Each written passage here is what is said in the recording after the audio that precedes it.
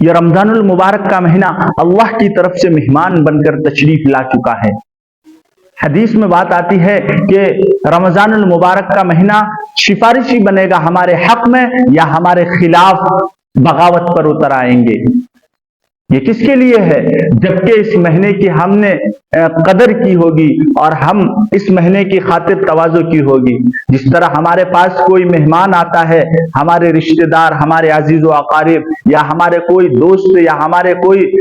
قریبی اور ہمارے عزیز جب مہمان بن کر ہمارے گھر تشریف لاتا ہے تو ہم جس طرح اس کے ساتھ اخلاق سے پیش آتے ہیں، اس کی خاطر تواضع کے لیے اچھے پکوان پکاتے ہیں، بریانی پکاتے ہیں، اسی طریقے سے قسم قسم کی نعمتیں پیش کرتے ہیں اور اچھے اخلاق سے پیش آتے ہیں، تو یہ مہمان ہمارے پاس سے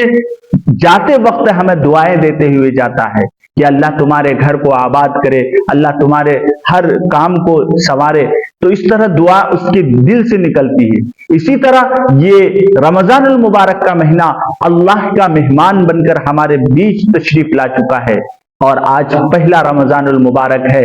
اگر ہم نے اس مہمان کی خاطر تواضع کی، اس کی قدردانی کی، تو یہی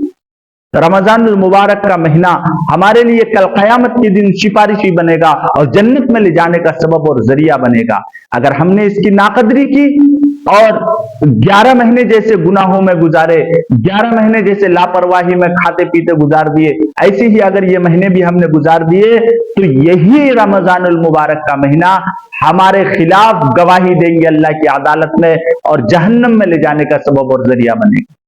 اب اس مہینے کی قدردانی کیسے کرا؟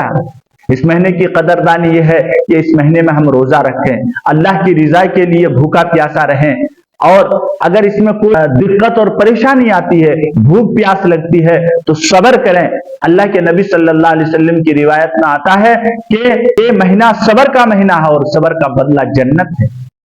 تو اس مہینے کی قدردانی یہ ہے کہ روزہ رکھے، رات میں تراویح کی نماز پڑھے، قرآن کریم کی تلاوت کرے، ذکر و اذکار کرے، لا الہ الا اللہ کا ذکر کثرت سے کرے، استغفر اللہ کا ذکر کثرت سے کرے، اسی طریقے سے جنت کی طلب کرے، جہنم سے پناہ مانگے۔ تو اس مہینے کی اگر ہم نے قدردانی کی ہے، روزہ رکھ کر اگر ہم نے اس مہینے کو جھوٹ سے اپنے آپ کو روکا، غیبت سے، حسد سے، بغض سے، نفرت سے، تو پھر یہی رمضان المبارک کا مہینہ اللہ کی عدالت میں ہمارے لیے سفارشی بنے گا اور اس وقت تک سفارش کرتے رہیں گے جب تک کہ یہ روزہ رکھنے والے کو جنت میں داخل نہ کر دے۔ تو میرے محترم بزرگ دوستو، یہ مہینہ بہت ہی باعظمت بابرکت مہینہ ہے، اس کی ہمیں قدر کرنی چاہیے۔ اللہ عمل کی توفیق